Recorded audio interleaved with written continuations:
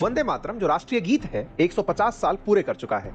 इसी के उपलक्ष्य में हमारी सदन के अंदर 10 घंटे की विस्तृत चर्चा इस पर रखी गई।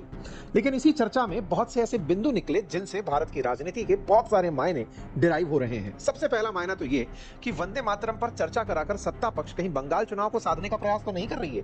वहीं दूसरी तरफ जब चर्चा हो ही रही थी तब नेहरू जी को यह कहते हुए क्यों याद किया जा रहा था कि इन्होंने तुष्टीकरण की राजनीति की। तुष्टीकरण का साधारण भाषा में अर्थ है कि किसी एक गुट को खुश करने के लिए किसी के दबाव में आकर राजनीति करना।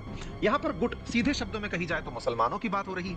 मुसलमानों की बात इसलिए क्योंकि वर्ष 1937 में वंदे मातरम के कंप्लीट गीत में से कांग्रेस ने कुछ छंदों को यानी स्टैंजास को हटा दिया था।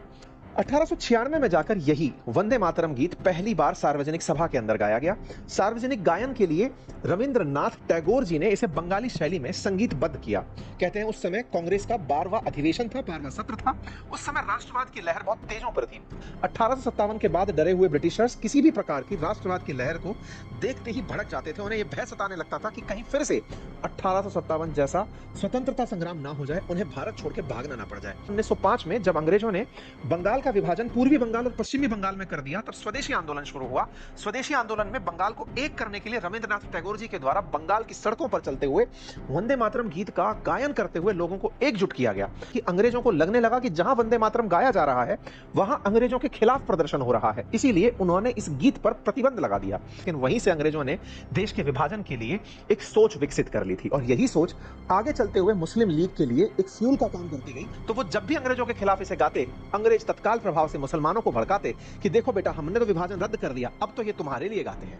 क्योंकि मार्लियामेंटो सुधार जब हो रहे थे उस समय पर जो मुस्लिमों के लिए पृथक प्रतिनिधित्व की बात की गई थी, सेपरेट इलेक्टोरेट की बात की गई थी, उस बात पर जिस प्रकार की स्वीकार्यता कांग्रेस ने मानी थी कि हमें विरोध करने के लिए अंग्रेजों के खिलाफ मुस्लिम लीग का साथ चाहिए और उनकी इन नीतियों को हम फिलहाल के लिए स्वीकार करते हैं, मुसलमानों को लगने लगा कि हमारा विरोध मायने रखता है, अब हम जो चाहेंगे वो मांग सकते हैं। पहले सेपरेट इलेक्टोरेट मांगा, फिर अपना अलग देश मांगेंगे। यही कारण था कि कांग्रेस में शामिल जिन्ना समय रहते बाद में वंदे मातरम गीत के स्टैंजाज पर और इवन वंदे मातरम पर विरोध करने लगे।